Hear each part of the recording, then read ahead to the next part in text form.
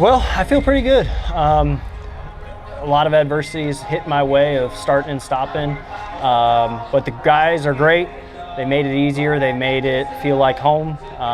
It's a great group to grow and to learn from, and just to help out in a sense. A lot of younger guys, a lot of hungry guys, and just guys that want to ask questions. And so it's exactly what Woody and Strip have described to me, the culture over here and the organization over here, and I'm loving it. The young core, who sticks out to you? Because you have like a lot of bright spots that people haven't heard of. Yeah. Well, one obvious one right now is JJ. The way that he goes about his business, the way he carries himself, and the way he carries himself from a bat to a bat professionally. I would say, younger guys. You could even say Mason. I know he's kind of blown up all over the place in MLB, but the way that he carries himself from a starter to now owning the role as a closer, not having any complaints, knowing his role, taking it on, and flourishing, I would say. So those two guys really stick out to me for just the way they carry themselves. You've mentioned adversity, but also resiliency is something that you're very prideful in. Why is that important to you, and how does that assist you in just not your everyday life, but also on the field? Well, you gotta have value in some sort of way to fight back during a game of failure.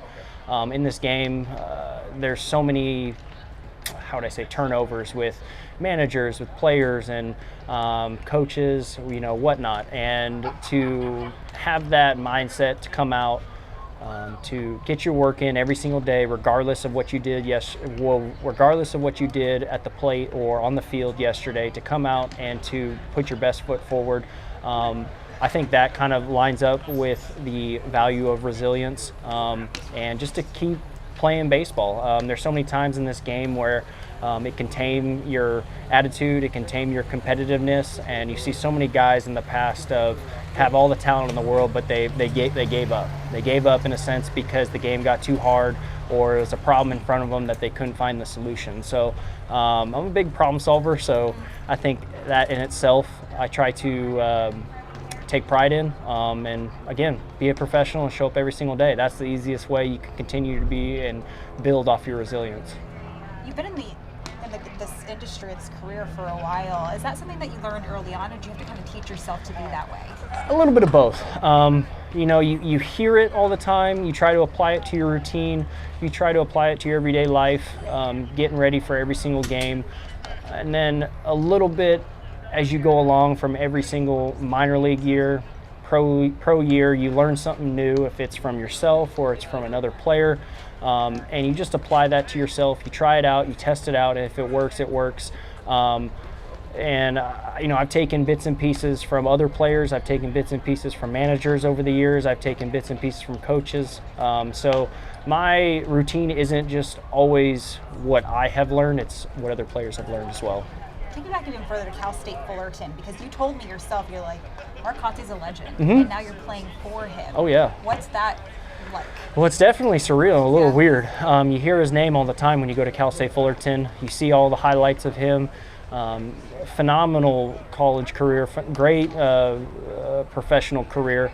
Tons of wisdom, tons of baseball advice. And I think it just helps players having that particular person with that much pedigree, with that much experience to be in your corner to help you go to get over some of those ruts, or to keep moving forward and to keep pushing forward when you're doing good. Definitely the best college player to ever play the game. Oh yeah. And he also talked about like the stereotypical baseball player that played for Cal State Fullerton. He mentioned possibly overlooked, definitely toolsy guy. How would you define a stereotypical baseball player with that program? Well, I'd say the synonym for that, I would say, is like more of like a raw guy. Exactly what you said, a guy that has a lot of tools, just hasn't really hit that growth just yet or put it all together. I would say a guy that is raw, that is competitive, that has more of a better attitude than having tools. And I think that's what Cal State Fullerton really tries to go out and find guys that are like that. So you see so many guys that have the great tools, but they have a 50-cent brain. But however, Cal State Fullerton, they really try to get the guys who are smart, who are dedicated, and they may not be the most talented. They have tools, but because of their attitude and their makeup, they're going to grow and they're going to get better because they're not going to quit. And it feels like the grittiness is certainly there too. You described that toward yourself. I feel like that can be defined from the Cal State Fullerton days. Yeah. How do you make sure you continue to use that throughout your career? Well, you always got to remind yourself of why you're playing, the vision that you have with yourself, what goal that you have. A lot of times that as a player, you have to see yourself become something what other people aren't. I think that's part of the vision or the process of it. When they say, or when they're talking about people, when they're, stick to the process, trust it. Well, you got to have a vision. You got to have an end goal of who you want to be. If it's a defender, a base runner, a hitter, or even a teammate, there's always something to practice every single day. And I think that kind of hones in on the grittiness because, so many people think grittiness as just it's a flick of the switch when you go out there and play when the lights are on. It's actually the grittiness of showing up for a 6:40 game, showing up at 12 o'clock, taking care of your body, doing the little stuff with EMART, going into the cage, having a competitive nature of saying, I'm gonna beat all you younger cats into the cage every single day, even though I may be 31 and all you cats are 25. I'm gonna come in here, I'm gonna outwork you, and I think that's part of it's. Anything personal. It's more of a competitive base or a competitive mindset. So I think that's kind of what has helped me. I guess, take on when I went to Cal State Fullerton and what I've learned and what I have formed into my routine nowadays. And your routine is pretty strict. Like you're very prepared before you come on the field. You dot your I's, you cross your T's. Why is that so important? And has that developed over the years? Because obviously the game's changed a lot. So what's your preparedness? Yeah, so there's so many moving parts in a game, and there's so many moving parts in a season where it's so easy to lay down the arms or take a day off in that sense, where if you are motivated mentally to prepare every single day to get ready, your body will follow. If you take a day off and your mind starts getting lazy, your body will follow.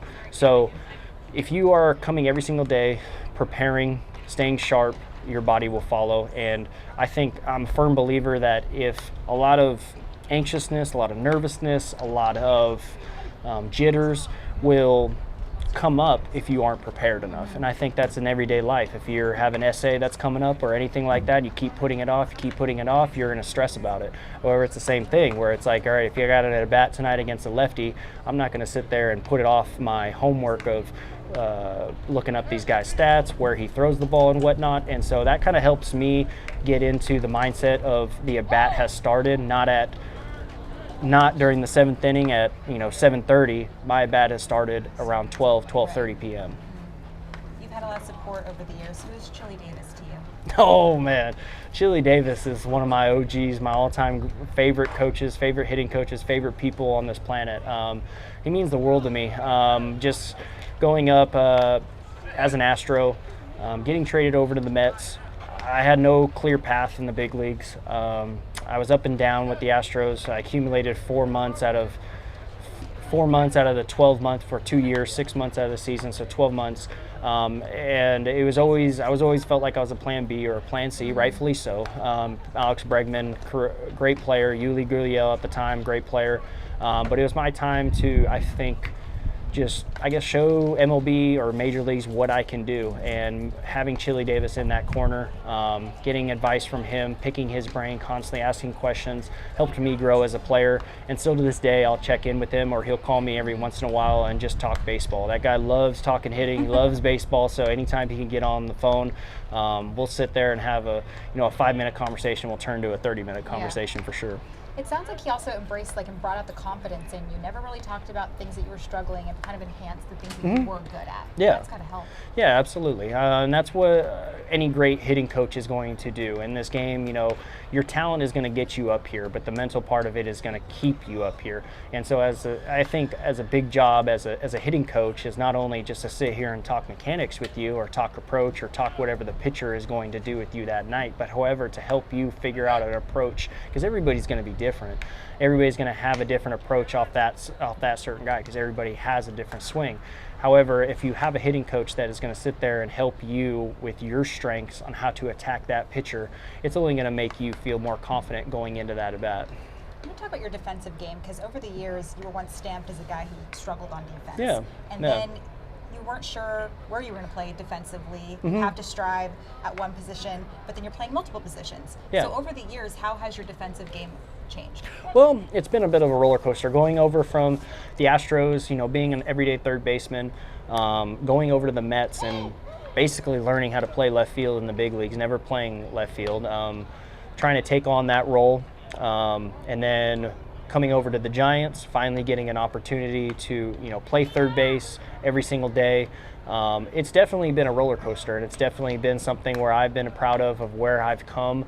Some of the videos that I've seen back in the minor leagues and some as my rookie ball, they're definitely ugly. They're not pretty sights. So I try to take a grain of salt with it, but also a silver lining as well, and just trying to stay positive and looking at the things that I can do good and what I need to improve every single day. If you can go out there and improve 1% or 10% every single day, it's going to snowball and it's going to have great effects over time. And so working with infield coaches from D. Sarcina, Joey Cora, even Kai Correa over here, now Eric Martin, all those guys have really taken me under their wing and just really grow. I wasn't just like you said, I was a below average defender. I wasn't anything special. I wasn't anything shiny. But however, just like that, the grittiness of coming out here and getting your work done and looking at a vision or looking at a 5-year plan or a 10-year plan,